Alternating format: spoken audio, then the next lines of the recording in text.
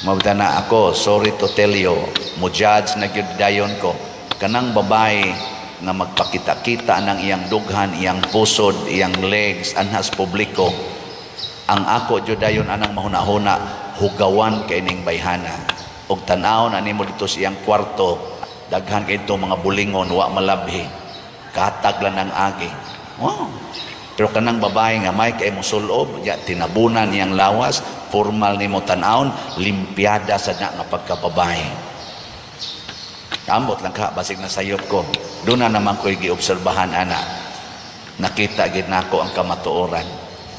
Kana mga siksi kayo, kana mga nindot kay tan-awon, nasiga kay mga panit, naris gawas, adto ang ilang kwarto. Tos balay.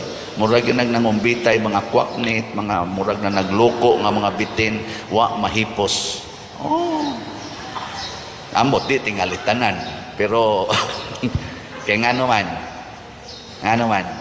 kana palanggaan ilang sinuloban, yawan na ang ilang kasing-kasing. Where your treasure is, there your heart be.